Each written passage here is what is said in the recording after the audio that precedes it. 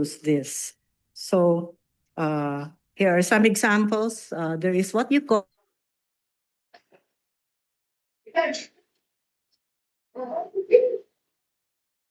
how the different sectors interact with each other. We are also composing that for the local economy, because after all, we need to connect nature with the local economy. That's what we're doing with ESA. And so here are examples for barangays that from which almasiga resin, it's an sap from almasiga trees, which is useful for all kinds of products. And then we need a lot of maps, detailed maps. And the maps could be, and this was for Siplas, Siargao Islands, what happened before and after on that.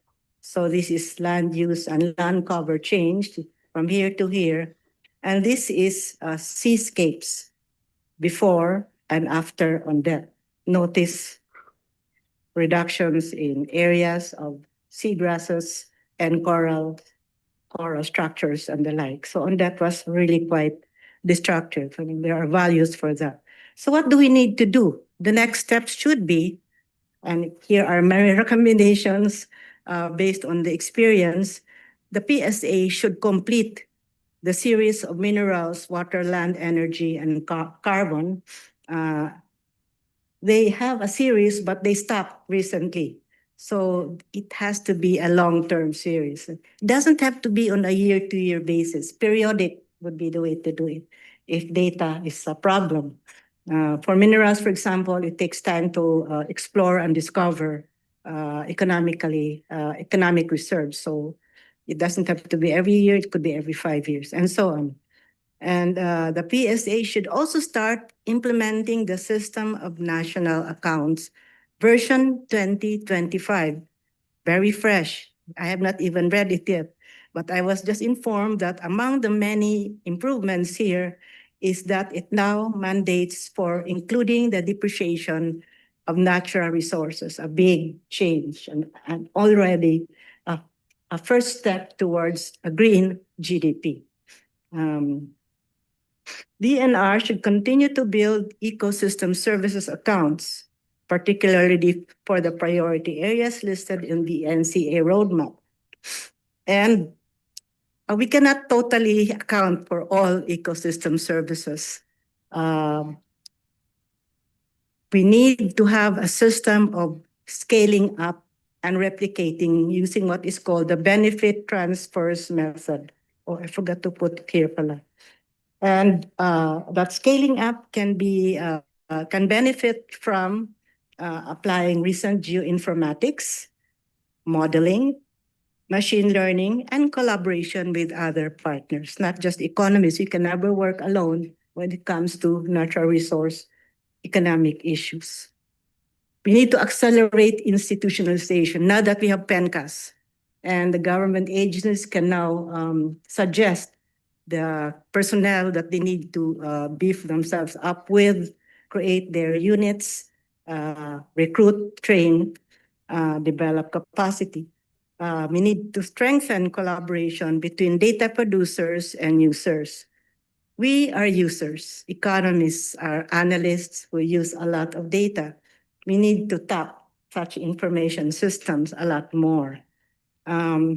Then what are ways of tapping? If you're asked to contribute to EIA discussions, for now, EIAs are not translated into social benefit cost analysis, but you can suggest ways of doing that. And of course, lobby for an EIA that is in SBCA. In the US, they don't have to do this kind of accounting because their EIA has to be in economic terms. And that's where all the debate happens. That's where environmental economists become employed either pro or against a particular policy or a particular project and the like. Macroeconomic and sectoral planning could really benefit those who do modeling at the macro level can benefit from all these numbers that are now going to be attached to the economy. We can look into fiscal policy. Maybe some taxes can be substituted with environmental taxes or pollution taxes. And maybe conservation financing can be subsidized to some extent from the money that is generated by environmental taxes. This is what they did in Costa Rica. They had a cross-sectoral subsidy from petroleum taxes to reforestation payments for ecosystem services. And there are many other economic instruments like green bonds and blue bonds and the like. So finally, we need to develop processes that enable interoperability, information systems to talk with each other so that we save on money. Because information is not inexpensive to generate.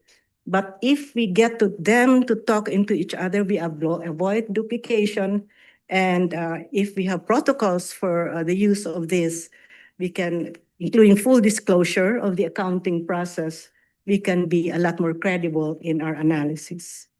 Thank you for listening. Let's have a few questions, including from you and from Zoom participants. Maybe I can start. So I may have missed it, but how does PSA incorporate like environmental degradation, like that cost of pollution? Do they collect it? Because what I see in your slides is all like resource depletion. Yeah.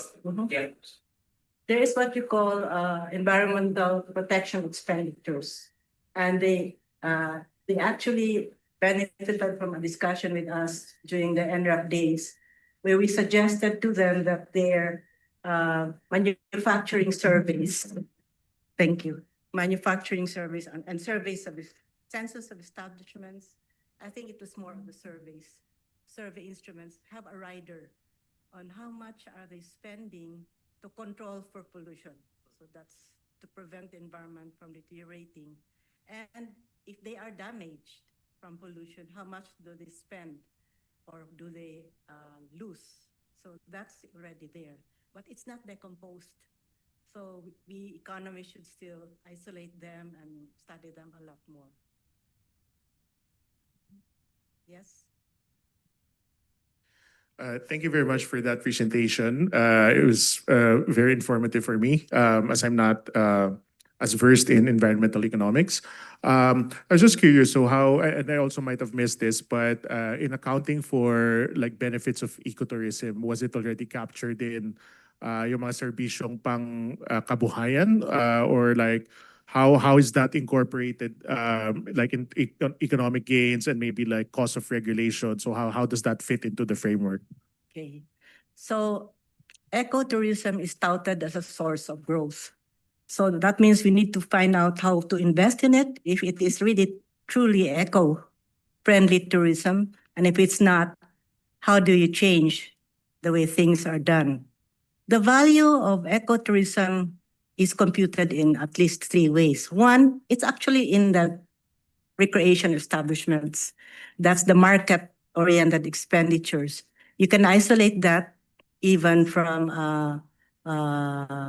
the hotels, and then maybe you can also use the data from protected areas, entrance fees, and the like. But those assume that the prices paid already reflect the satisfaction by ecotourists. And this is where we come in as environmental economists. We implement special studies called, well, the first one is still market-oriented. It's called the travel cost analysis. We discern how much the travel cost varies from one area to another, what are the components of travel cost, and estimate a minimum value of the traveler that he gets. Assumption there is because you traveled, you benefited, but you need to look at consumer surplus, and that's really the true measure of welfare of the recreationist. And there are other ways of doing that. There is what you call contingent valuation method, where questions are asked about the willingness to pay to change the ecosystem, tourism ecosystem service from the current level of enjoyment to a desired level. In the olden days, the numbers were generated by the respondents. Now, we discover that it's better to have a bid kind of experiment or to have a range from which they will choose. Another is really just to look at behavior. Even if you don't look at surveys. If one area becomes dirtier, for example, when the problem in Boracay cropped up with respect to the E. coli issue, people stayed away. So that is another way of measuring. There are other ways of measuring consumer surplus.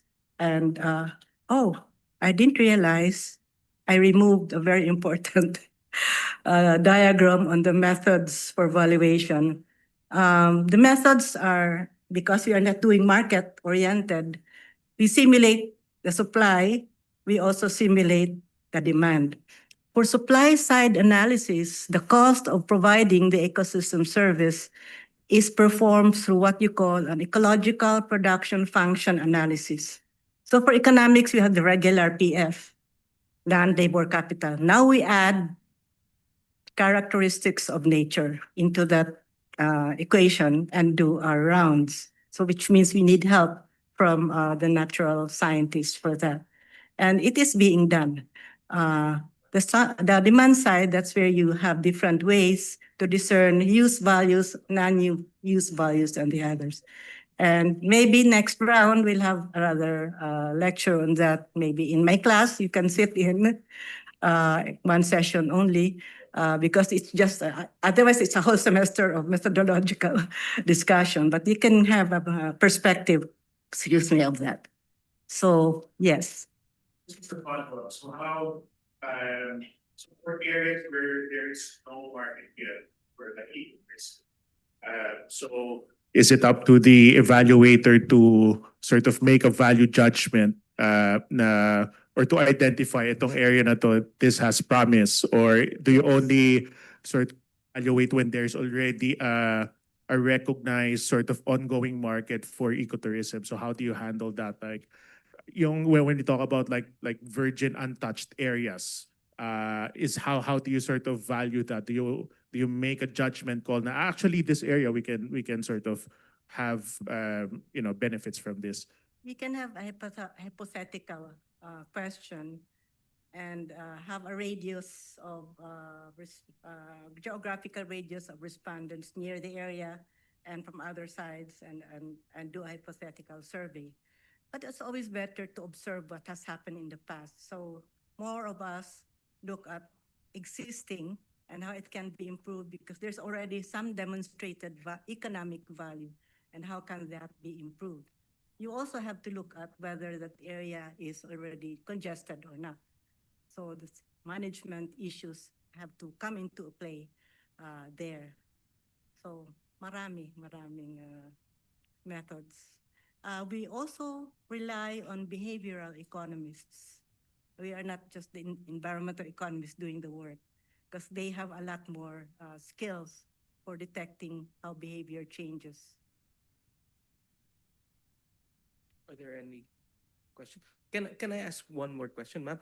I was intrigued by the very low non-renewables value in one of your graphs. So how is this measured?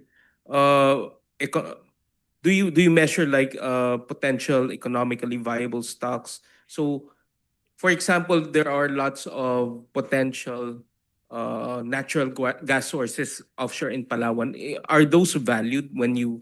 No, No. there's a category of reserves. You only look at the economic reserves, which means some exploration had been done and the feasibility of extraction had been demonstrated. Because otherwise the others are all guesses. They do a lot of modeling, probability that the quality of the ore is like so, and that but does not get into that measurement.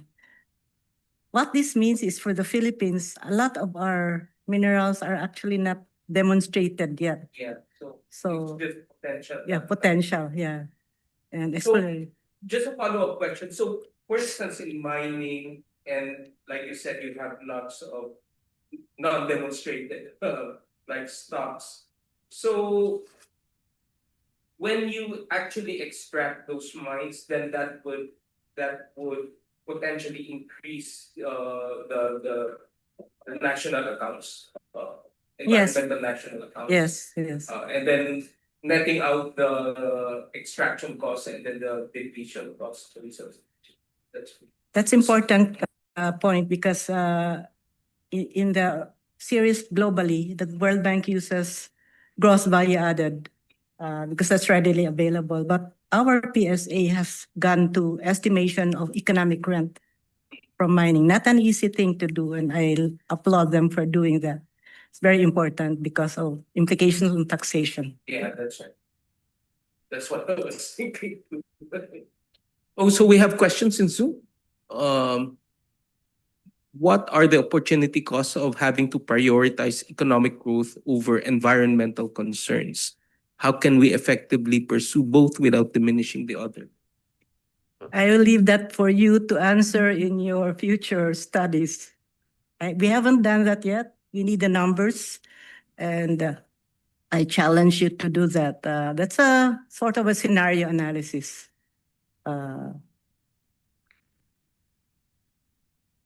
Next. Okay, there's a request for a copy of the presentation. We are sending them copies. Apart from behavioral studies, what other examples of qualitative studies are needed to be prioritized at this phase? We need to work more on indigenous people's valuation. Not easy. Dr. Ogi tried it in Palawan, and the value of money to indigenous peoples is very different from our valuation. But there are indicators that can lead you to that valuation. And he experimented with something. I can ask you to read his report. In other countries, because IPs already are in the mainstream market economy, that's not a difficult thing to do. But for us, it is still. And they do protect the forest, so the cost of protection they bear. And they also benefit from that, but I don't know if patas ba, no? Many of them are poor from our perspective. Some of them don't want to improve economically. They have different value system. Yeah. And some of them, in some of my interviews, don't like a very disruptive, rapid change of their economic welfare kasi baka magkagulo lang, magkainggitan lang. So very different. They value cohesion. They value social cuts. So that to me is a challenge which sociologists and economic anthropologists should help us with. Actually, PSA in one of the presentations, they run into the same problems because they find that in IPs poverty is high, but Yeah. they have different valuations of stuff, Yeah. and then they do lots of home consumption. So Yes. it's still Yes. There's another question. What are the biggest challenge in making sure agencies apply PENCAS consistently? I think access to data, because some of the data, regulatory data, are not available in the units they are obtained because there's some confidentiality that they protect for some reason, for good reason. But if you want to map things out, maybe you could have a code to protect their standing with the SEC, Securities and Exchange Commission. It's understandable. But in other countries, they're able to map everything without identifying particularly, pinpointing a particular, it can be done now with the high-tech remote sensing. So the protocols have to be devised among these agencies that gather information regularly on the regulated